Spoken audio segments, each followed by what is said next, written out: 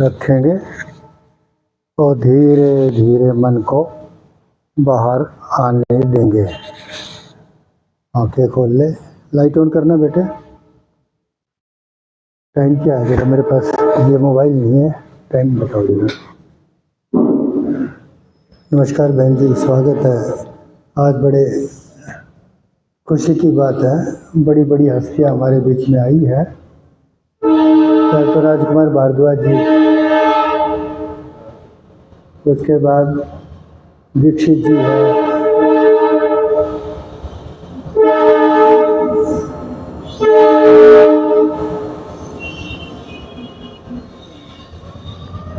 और शास्त्री जी है। इन्होंने मुझे एक सलाह दी थी कि ध्यान को भजन से शुरू करवाना है। आज ही इनकी इच्छा पूरी होगी। इतनी बढ़िया ढंग से आज शुरुआत हुई है भजन के माध्यम से। आपका कहना हमने आज ही मान लिया है जी। और हमारी बहन जी जो है रिटायर्ड प्रिंसिपल गंभीर, मैडम गंभीर हमारे बीच में है। बहुत अनुभव है इनका ध्यान का, औरों को भी सिखाती है, बहुत ही सुंदर ढंग से समझाती भी है। और हम तो नकल मार के समझाते हैं, बाकी समझाने का जो अभ्यास होता है ना, वो तो टीचर को ही हो सकता है। साथ में इनकी छोटी बहन, पहले अब ठीक है, सेहत ठीक है पहले से। हाँ, कुछ सेहत की गड़बड़ी की वजह से ये आ नहीं पा रहे थे, तो बड़ी खुशी की बात है। आप सबका अभिनंदन करता हूँ। एक छोटी सी बात करके हम आगे बढ़ेंगे। ध्यान करना है, आराम करना है और अपने स्वभाव से काम करने हैं। एक मूल मंत्र आपको दिया मैंने, जिंदगी में ऊपर उठने के लिए, तरक्की करने के लिए। ध्यान कौन सा करना है? जो हम बताते हैं, भावातीत का ध्यान, स्वयं का ध्यान, समर्पित भाव से बैठ करके विश्राम करने वाला ध्यान। यह कम से कम 3 या 4 बार जरूर करना चाहिए। और एक बार में अगर 20 मिनट का कर ले तो बड़ा अच्छा रिजल्ट आने लगेगा। 4 बार करे, 4 ना कर सके तो 3 बार जरूर कर ले। और ध्यान करने का समय भी आपको बता देता हूँ आपकी सहजता के लिए। सुबह उठते ही 15-20 मिनट बैठ जाया करें, कोई मुश्किल नहीं है। हर आदमी 15 मिनट पहले उठ के बैठने की आदत पड़ जाएगी। और ध्यान करने से जिसकी नींद 8 घंटे में पूरी होती है, 6 घंटे में पूरी होने लग जाएगी। 2 घंटे बच जाएंगे। 2 घंटे में से 20 मिनट का ध्यान कर लेंगे ना, तो भी फायदे में रहेंगे। तो सुबह उठते ही कर ले, रात को सोते समय कर ले और खाना खाने से पहले कर ले। अब देखा, खाना खाने का समय है 1 बजे का, 20 मिनट पहले बैठ के ध्यान कर ले, उसके बाद खाना खा ले।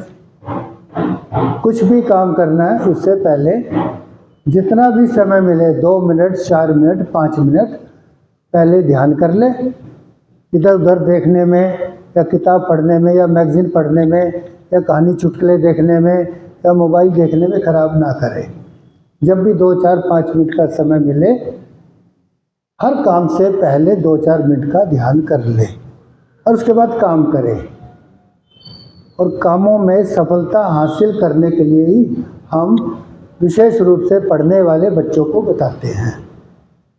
पहले ऐसा ही करते थे। पहले कहते थे ब्रह्मचर्य ही जीवन है। ब्रह्मचर्य का मतलब ब्रह्म की दुनिया में विचरण, यानी कि ध्यान। ध्यान करने से मन का विकास होता है, मन से फिर बुद्धि को शक्ति मिलती है, बुद्धि से नर्वस सिस्टम को, फिर शरीर को।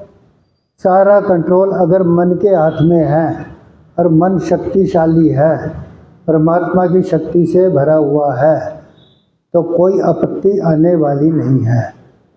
और मन में परमात्मा की शक्ति बहुत थोड़ी सी रह गई, जीरो तो हो ही नहीं सकती परमात्मा की शक्ति।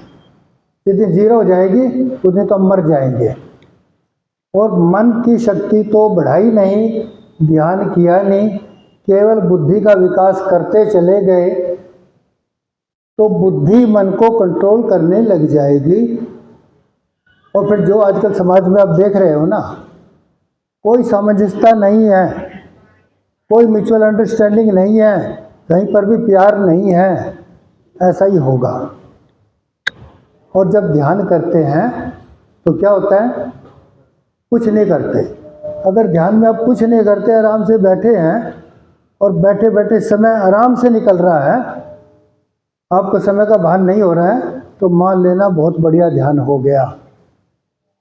ज़्यादा नींद आए तो सो जाया करो, और वैसे ही थोड़ी ऊँघ सी आए, होशपूर्वक ध्यान करने के लिए बीच बीच में लंबा गहरा श्वास लेके कमर और गर्दन को सीधा कर लिया करें, ताकि आपको अपना भान बना रहे, होश बना रहे। तो ध्यान दो प्रकार से हो गए, एक होशपूर्वक और एक बेहोशी में।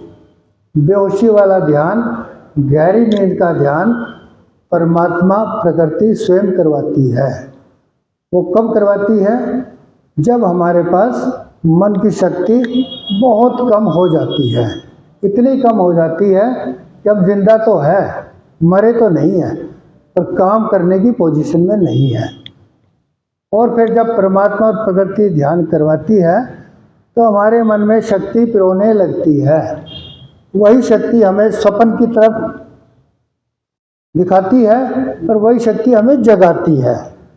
और उसी शक्ति को और बढ़ाने के लिए अगर हम वहीं से शुरुआत कर दे कि जो काम गहरी नींद में हो रहा था उसी काम को कंटिन्यू करें, यानी कि पहले बेहोशी में विश्राम था, अब होशपूर्वक कमर गर्दन को सीधा करके बैठकर समर्पित भाव से परमात्मा को भावपूर्वक विश्राम करने से ध्यान होता है। ध्यान में कुछ करना नहीं है, बाकी बहुत तरह के ध्यान हैं, वो भी ठीक है, वो समझने की बात है, उसका हम जिक्र बहुत कम करते हैं। तो जो ध्यान हमने सिखाया है उसी ध्यान को 3-4 बार करना है, और हर हफ्ते आकर अपना अनुभव भी बताना चाहिए कि मुझे इस हफ्ते में ये लाभ हुआ। और ध्यान करने से मोटे मोटे लाभ तो वैसे तो सब कुछ ध्यान से ही मिलता है। कोई काम बिना मन की शक्ति के नहीं होता। बाकी मोटी मोटी बात, ध्यान करने से नींद तो बढ़िया आने लगेगी, ध्यान करने से मन तो शांत रहने लगेगा, ध्यान करने से गुस्सा भी कम हो जाएगा। गुस्सा ही नहीं, काम क्रोध मोह लोभ अहंकार सारे कम हो जाएंगे। ध्यान करने से मन की इच्छाएं तो पूरी होने लगेगी। ध्यान करने से हमारी मूल मांगे हैं स्वास्थ्य, शक्ति, ज्ञान, आनंद, प्रेम, ये अंदर की शक्ति से मिलने लगेगा। पर फिर भी हम बीमार हो जाते हैं, तो वो क्या है, अगर आदि इस प्रकार के प्रश्न आपके मन में आए तो खुल के चर्चा भी कर लिया करो, क्योंकि ये शिक्षा है। शिक्षा बिना संवाद के नहीं चलती, इसमें प्रश्न उत्तर होने ही चाहिए, और बिना शिक्षा के भी काम नहीं चलता। तो ये मन की शिक्षा की बात कर रहा हूँ मैं, समाज में बुद्धि वाली शिक्षा की बात की जाती है। जब दोनों का कॉम्बिनेशन होगा, मन और बुद्धि का, तो हमारा सर्वांगीण विकास, integrated development, all round development होने लगेगी। वरना क्या, एक एंगल से तो आप तरक्की कर सकते हैं, हो सकता है नौकरी तो बहुत बढ़िया मिल जाए, पैकेज भी मिल जाए, पर मन की शांति भाग जाएगी। घर में जो इज्जत बनी हुई है वो खोने लगेगी, मन की बेचैनी बढ़ने लगेगी, काम क्रोध मोह लोभ अहंकार बढ़ने लगेंगे, समाज से प्यार मिलना बंद हो जाएगा, बहुत नुकसान होते हैं। तो खैर, अब ज़्यादा समय ना लेकर अब मैं, शास्त्री जी हमारे बीच में हैं, स्वागत करते हैं। अब इन्हीं को माइक देता हूँ, और हमारे भारद्वाज साहब बैठे हैं, इनकी बात भी सुननी है, बहुत अनुभव है इनका। हमारी बहन जी आई है आज, मैडम गंभीर, रिटायर्ड प्रिंसिपल है, बहुत बड़ा अनुभव है। छोटी छोटी बात 5-5 मिनट की, ज़्यादा समय तो हमारे पास नहीं होता। और उसके बाद दीक्षित जी है, ये भी अपना अनुभव बहुत बढ़िया ढंग से बताते हैं, पर समय का थोड़ा ध्यान रखेंगे आप सारे। और इसके अलावा और भी बहुत सारे बैठे हैं। हमारे रावल साहब हैं, बहुत बढ़िया गीत सुनाते हैं, समय मिला तो इनका गीत भी सुन लेंगे। अगर गीत दीक्षित जी सुनाते हैं तो ये अपना अनुभव सुना देंगे, और दीक्षित जी अपना अनुभव सुनाते हैं तो ये अपना गीत सुना देंगे। सारे मिलजुल करके इसको बढ़िया ढंग से ज्ञान गोष्ठी को संपन्न करेंगे और ठीक 5:30 बजे संपन्न कर देंगे। और हर हफ्ते इसी तरह चलता है। अगर आप विशेष लाभ उठाना चाहते हैं तो कम से कम 3 बार और हो सके तो 4 बार ध्यान जरूर करना। बिना ध्यान के गुजारा नहीं है, कुछ नहीं होना जाना। ये पढ़ाई, ये नौकरी, ये सैलरी, ये तनख्वाह, ये पैसा, ये पद, ये काटने को आएंगे। लोग सुसाइड तक कर जाते हैं। पिछले दिनों में भी एक IPS अधिकारी सुसाइड कर गया। कोई पैसे की कमी नहीं, कोई पद की कमी नहीं, कोई इज्जत की कमी नहीं, तो क्या हो रहा है ये? है जी, उनकी वाइफ भी IAS अधिकारी, वरिष्ठ IAS अधिकारी, और सुसाइड कर गया। अभी थोड़े दिन पहले की बात है। अगर इसी को जीवन मानते हो तो करते जाओ पढ़ाई वाला काम। पढ़ाई के साथ साथ पढ़ाई वाला काम पूर्ण कब होगा? जब आपके मन की ताकत बुद्धि को मिलने लगेगी। मन राजा है। मन की ताकत बुद्धि को, मन की ताकत नर्वस सिस्टम को, मन की ताकत शरीर को मिलने अति अति आवश्यक है। पर आजकल तो उल्टा है, मन को मारो और बुद्धि के साथ मन को कंट्रोल करो। खैर, ये हमारा अलग विषय है, एक खोज का विषय है, एक रिसर्च है, और कोई छोटे मोटे आदमी की बात नहीं है। PhD होल्डर डॉक्टर शंभूनाथ जी, जिनका आशीर्वाद अब भी हमारे साथ है, हर रोज मुझे तो प्रेरित करते हैं, मुझे याद आ जाते हैं। तो एक नई बात है, PhD होल्डर वैज्ञानिक होते हैं, बाल की खाल निकालते हैं। हम तो नकल कर करके बातें बता रहे हैं, उनकी कृपा से सारी बातें कर रहे हैं। तो खैर, अब शास्त्री जी थोड़ा थोड़ा सबका लाभ उठाएंगे। जय श्री राम। जय श्री राम। मन के हारे हार है, मन के जीते जीत। इच्छाएं जो है व्यक्ति के अंदर बहुत हैं। इच्छाएं सोचेंगे हमारी पूर्ण होने, इच्छाएं नहीं पूर्ण होंगी, आवश्यकताएं जो आपकी होंगी वो जरूर पूर्ण होंगी। इच्छा तो पता नहीं क्या क्या हम करने लगते हैं।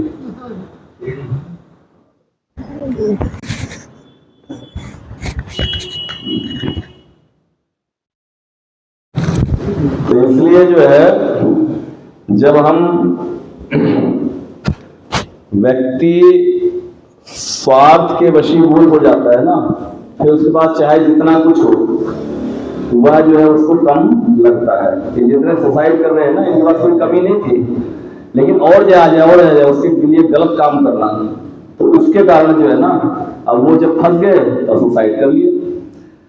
तो कहने का तात्पर्य है कि व्यक्ति को जो है, एक ने एक शब्द, एक लाइन किसी ने कहा, जो हमने चाहा वो हमें मिला नहीं, जो हमने चाहा वो हमने मिला। पता नहीं क्या क्या आप चाहते हैं, लिमिट थोड़ी है कोई चीज की। जो हमें चाहिए था वो प्रभु ने हमें दिया, जो हमें चाहिए था वो प्रभु ने हमें दिया। तो इस तरह जो भी जितना समय बीतता जाए, जितना वह प्रभु का धन्यवाद करे। सबसे बड़ी बात क्या है कि प्रभु ने हमें सुंदर चोला दिया मनुष्य का, जो कि ग्रंथों में, रामचरित मानस में भी कहा है, बड़े भाग मानस सन बाबा सब दुर्लभ सद ग्रंथ ही गाओ, बड़े भाग्य से मनुष्य चोला मिलता है। इससे बड़ी बात कोई है ही नहीं। और इसका सही उपयोग करें तो हम बहुत कुछ, चाहे भौतिक में चाहे अध्यात्म में, बहुत कुछ आगे जा सकते हैं। और इसका सही उपयोग ना करके, अपने विवेक का उपयोग करके, मनोभव जैसे कहा, मनुष्य मनन करने वाला है, और मनन करके ना विचार करके ना कार्य करने वाला, तो फिर नीचे जा सकता है वो। तो आइए एक भजन के माध्यम से। एक झोली में फूल भरे हैं, एक झोली में कांटे रे, एक झोली में फूल भरे हैं, एक झोली में कांटे रे।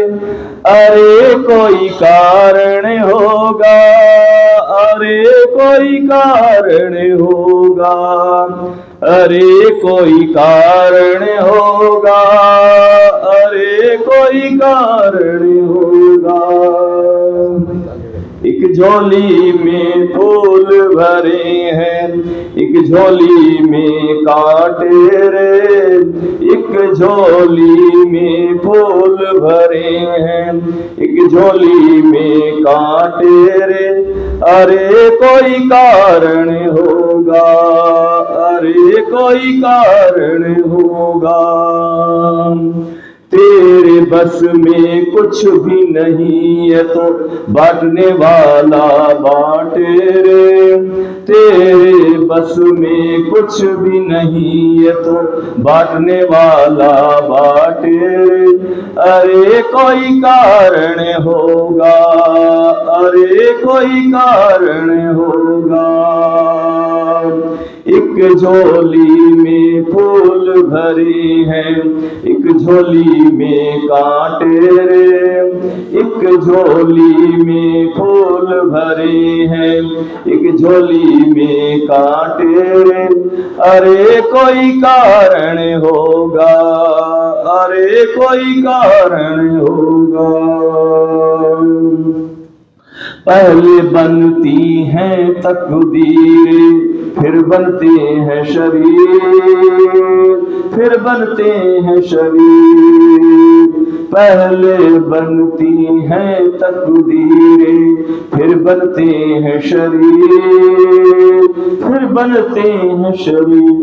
ये साईं की, ये प्रभु की कारीगरी है। तू है क्यों गंभीर, तू क्यों है गंभीर। ये तो प्रभु की कारीगरी है। तू क्यों है गंभीर, तू क्यों है गंभीर। अरे कोई कारण होगा, अरे कोई कारण होगा, अरे कोई कारण होगा, अरे कोई कारण होगा। तेरे बस में कुछ भी नहीं है तो बांटने वाला बांटे रे। तेरे बस में कुछ भी नहीं है तो बांटने वाला बांटे रे। अरे कोई कारण होगा, अरे कोई कारण होगा। नाग भी डस ले तो मिल जाए किसी को जीवन दान, किसी को जीवन दान। नाग भी डस ले तो मिल जाए किसी को जीवन दान, किसी को जीवन दान। चूंटी से भी मिट सकता है किसी का नाम निशान, किसी का नाम निशान। चोटी से भी मिट सकता है किसी का नाम निशान, किसी का नाम निशान। अरे कोई कारण होगा, अरे कोई कारण होगा, अरे कोई कारण होगा, अरे कोई कारण होगा। तेरे बस में कुछ भी नहीं है तो बांटने वाला बांटे रे। तेरे बस में कुछ भी नहीं है तो बांटने वाला बांटे रे। अरे कोई कारण होगा, अरे कोई कारण होगा। धन का बिस्तर मिल जाए पर नींद को तरशे नैन, नींद को तरशे नैन। धन का बिस्तर मिल जाए पर नींद को तरशे नैन, नींद को तरशे नैन।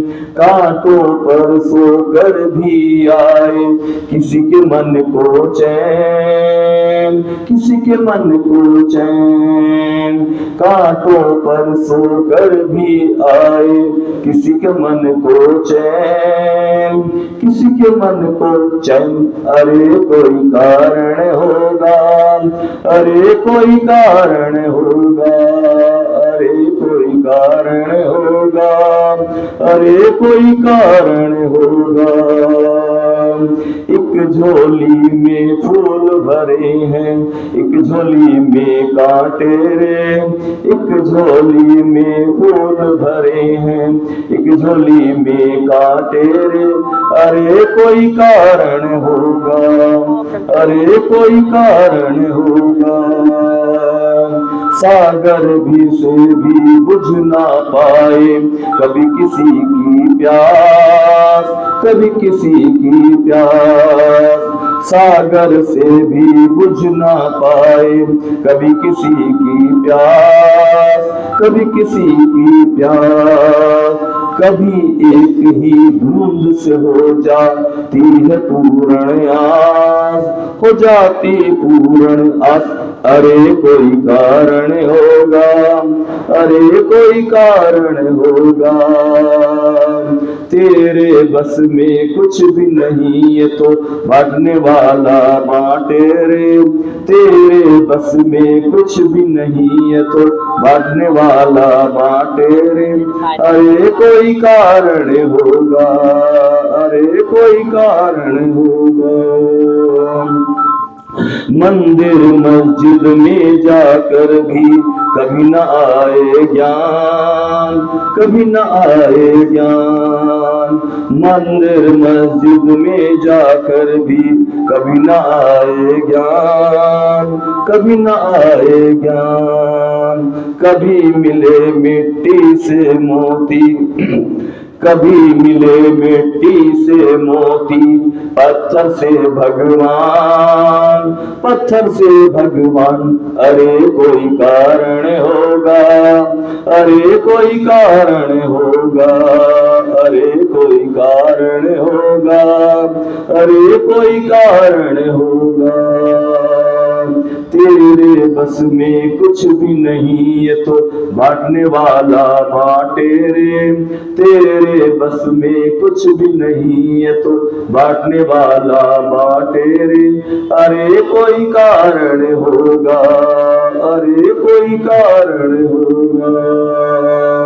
एक झोली में फूल भरे हैं, एक झोली में कांटे रे, एक झोली में फूल भरे हैं, एक झोली में कांटे रे। अरे कोई कारण होगा, अरे कोई कारण होगा, अरे कोई कारण होगा। वृंदावन हरिलाल की, सच्चिदानंद भगवान की। हेलो, हाँ जी, सबसे पहले तो हमारी बहनों का आशीर्वाद ले ले।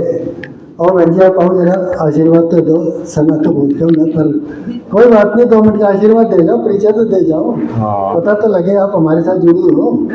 आओ आओ जरा, बैठो बैठो। समय कम है परंतु आशीर्वाद बहुत काम की चीज है, ये घंटों बोलती है। पर आज 5 मिनट हो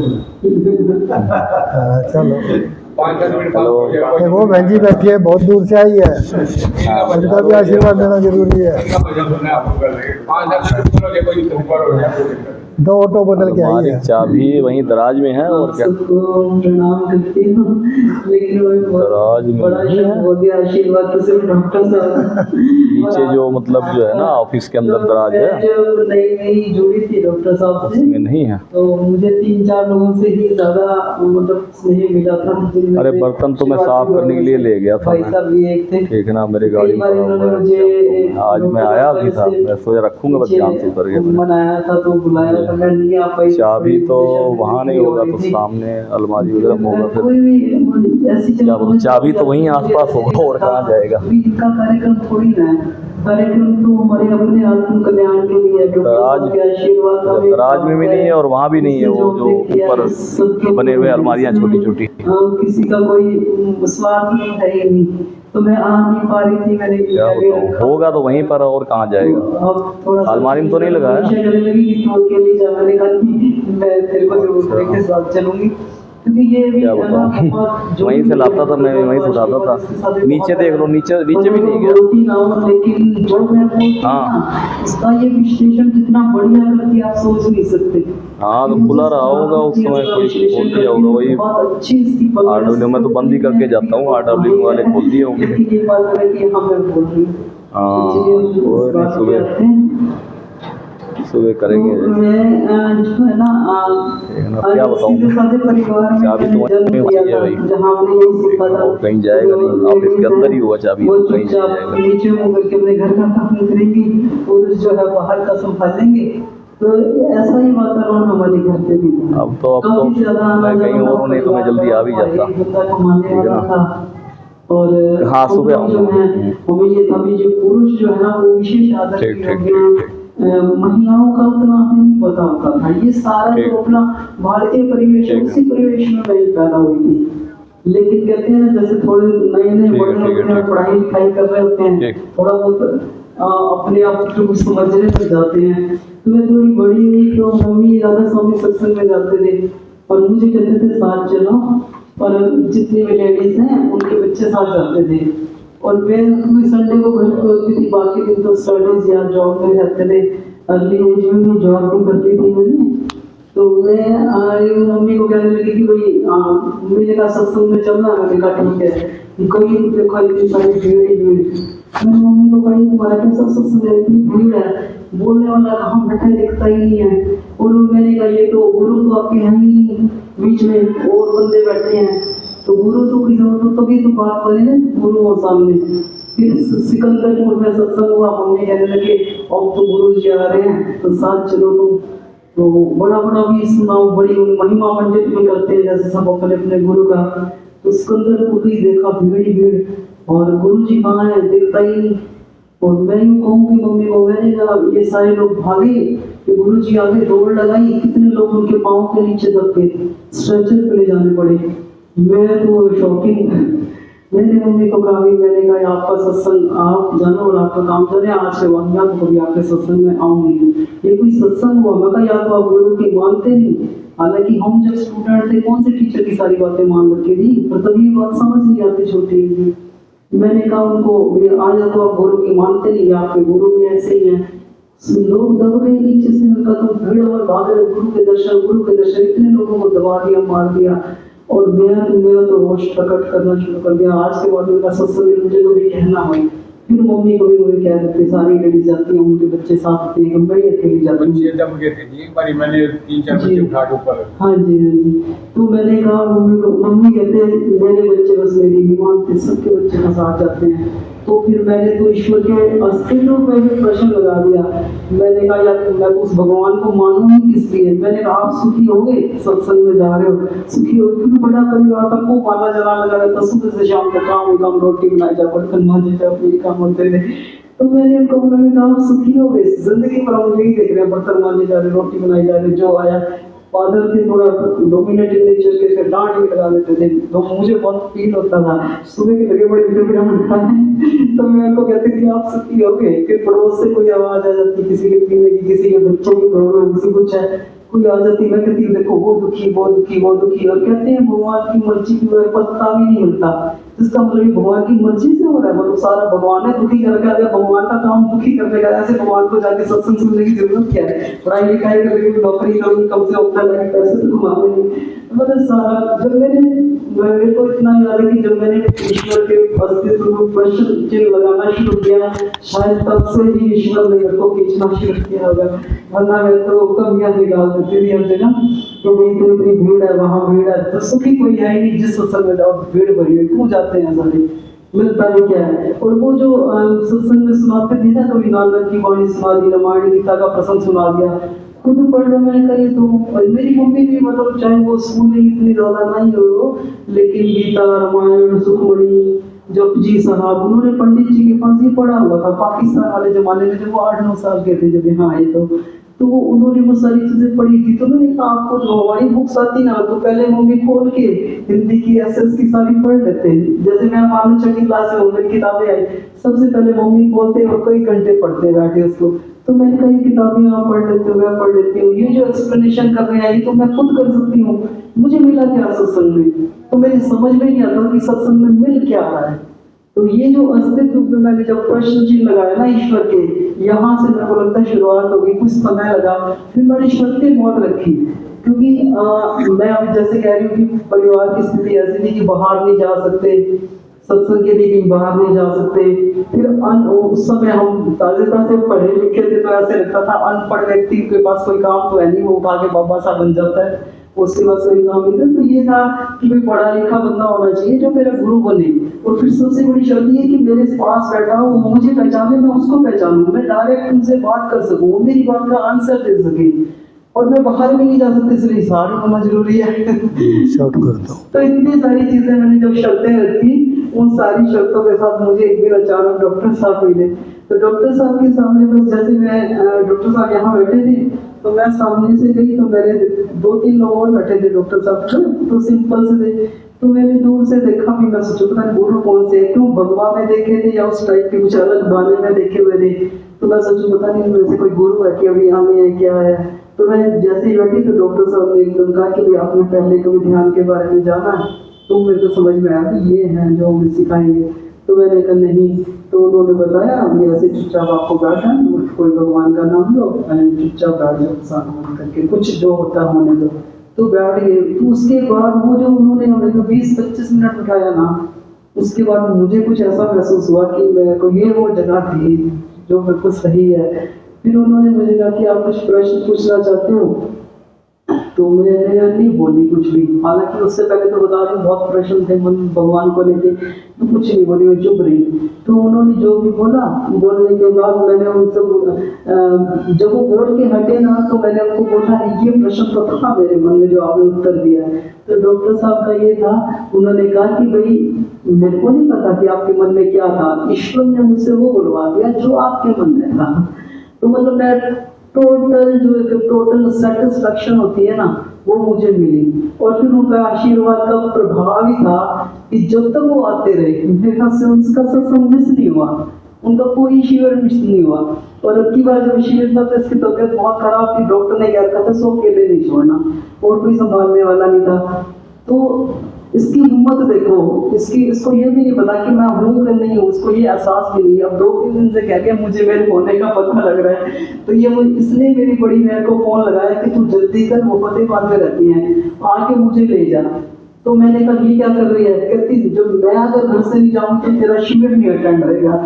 तो मैंने कहा फिर वो तेरे को लेने कैसे आए? वो मुसीबत तो अपनी घर में है, वो तेरे को आए और लेके जाए।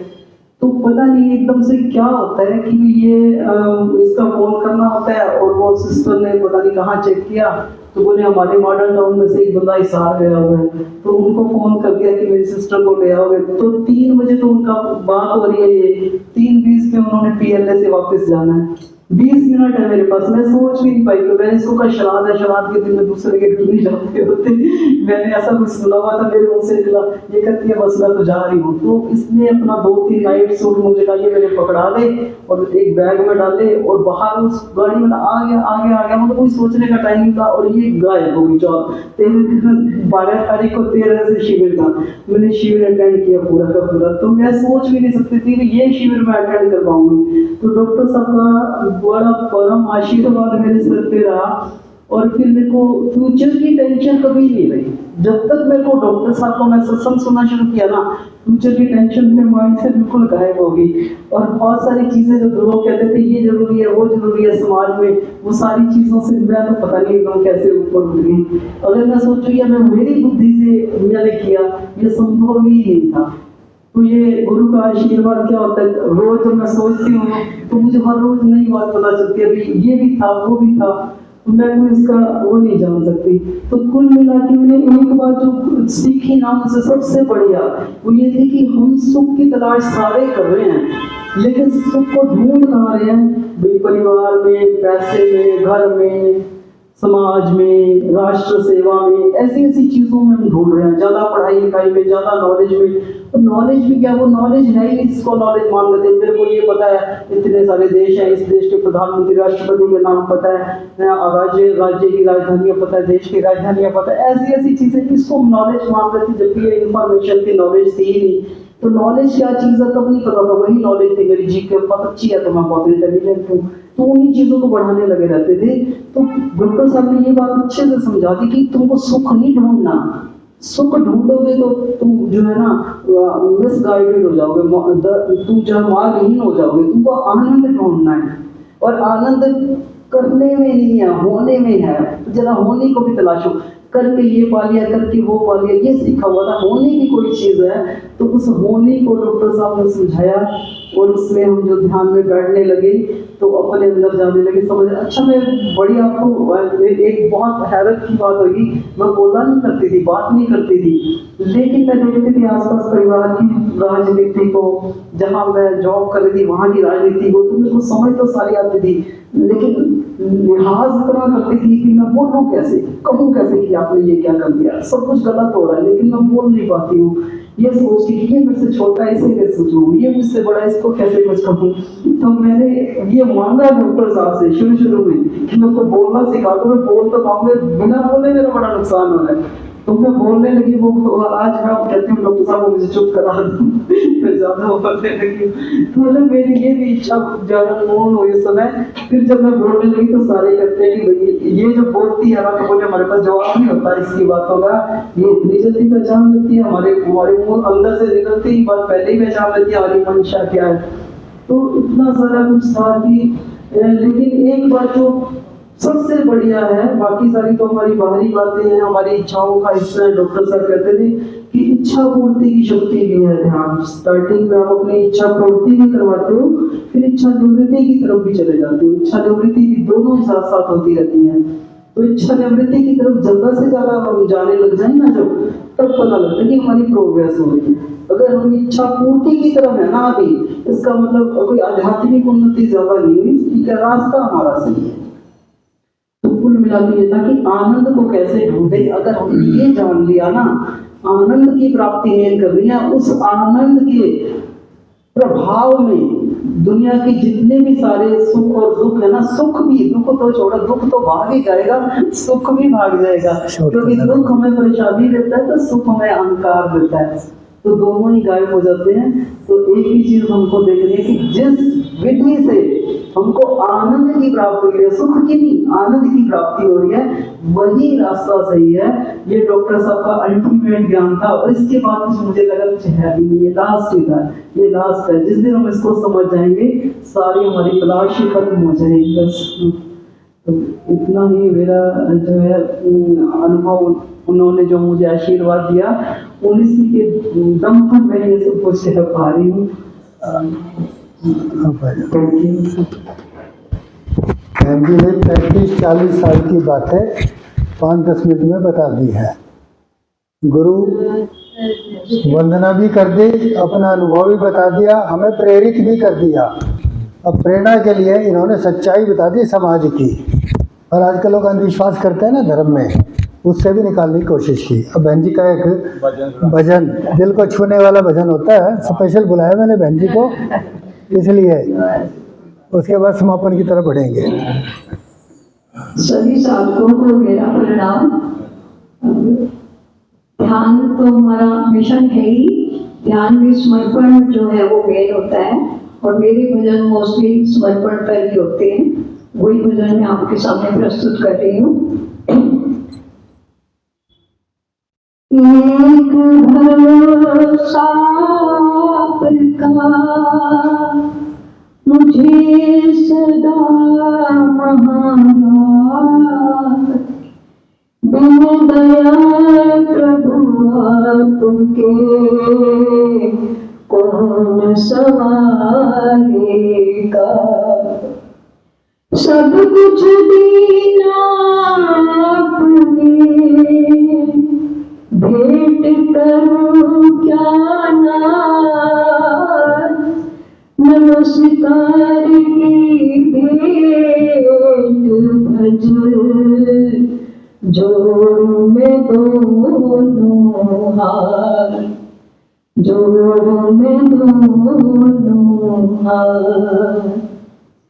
तेरी मेहरबानी का है बोझ इतना जिसे मैं उठाने के काबिल नहीं हूँ।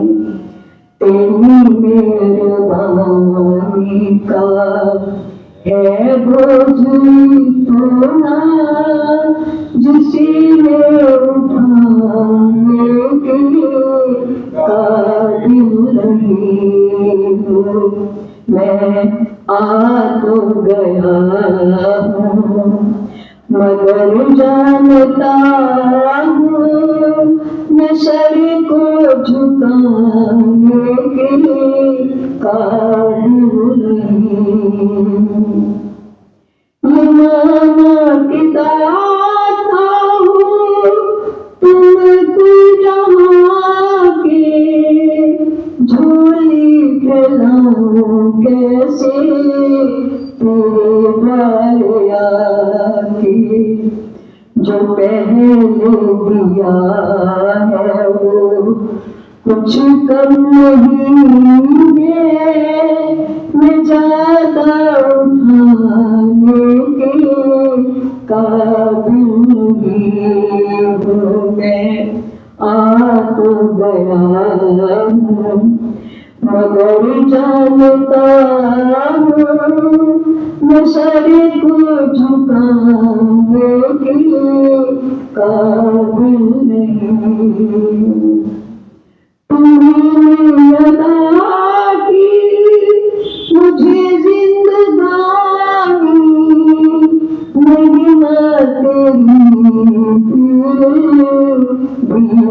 न जानी कर्जदार तेरी दया का नहीं तोना जिसे मैं छुपाने के काबिल नहीं हूँ।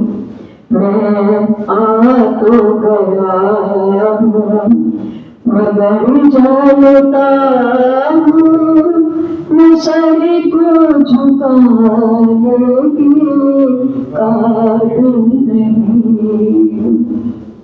ज़माने की चाहत ने मुझको मिटाया, ज़माने की चाहत ने मुझको मिटाया, नशियों में पढ़कर तुझको भुलाया, नशियों में पढ़कर तुझको भुलाया।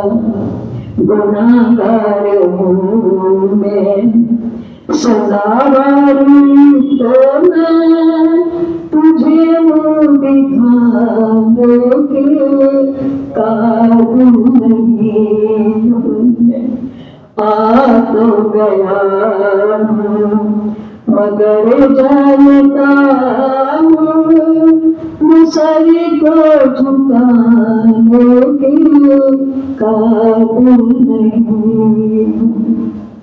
तमन्ना यही है कि सर को झुका दूँ, तमन्ना यही है कि सर को झुका दूँ, तेरा दीदार जी भर के पालूं, सिवा दिल के टुकड़े के ऐ मेरे दाता मैं कुछ भी चढ़ाने के काबिल नहीं हूँ। मैं आ तो गया हूँ मगर जानता हूँ मैं सर को झुकाने के काबिल नहीं हूँ। तेरी मेहरबानी का है बोझ इतना जिसे मैं उठाने के काबिल नहीं में आ तो गया हूँ, मगर जानता हूँ किसी को झुकाने के काबिल नहीं हूँ। जय श्री बहन जी के तो दिल छूने वाले शब्द हम सब के अंदर की बात बता दी है। समय का तकाजा है। आगे मैं दीक्षित जी से माफ़ी मांगूंगा, भार्गव साहब से माफ़ी मांगूंगा, आप सबसे माफ़ी मांगूंगा, और भी कई वक्ता बैठे हैं। आप सबसे माफ़ी मांगता हुआ समापन की तरफ मैं बढ़ता हूँ और शांति पाठ एक बार करवा दें। ओम देव शांति अंतरिक्ष गुण शांति पृथ्वी शांति रापा शांति रोशन दया शांति मानस्पदया शांति विश्व देवा शांति ब्रह्मा शांति सर्वगुण शांति शांति रेवा शांति सामा शांति रेधि ओम शांति शांति शांति ओम। आप सबका बहुत बहुत धन्यवाद। बहन जी जाने की दिक्कत हो तो बता देना, मैं भेज दूंगा इसको, ये छोड़ आएगा। आप कैसे आए बहन जी? स्कूटी है? ठीक है। आप कैसे आए वैसे?